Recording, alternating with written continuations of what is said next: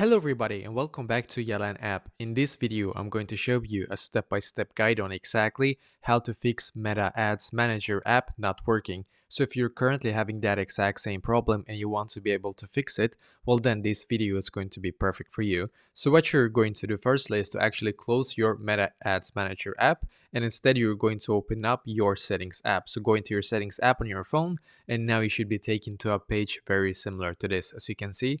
And now on this page, just scroll down and then click on general, as you can see. So click on general, scroll down a little bit again and click on storage. So you need to wait a couple of seconds for this page right here to completely load. And then when it's done, you will see a blue search symbol in the top right corner. So you need to click on that blue search symbol. Now what you're going to do on this page is to just search for, Ads Manager. So search for Ads Manager in here, as you can see, then click on Offload App, and once again click on Offload App in here.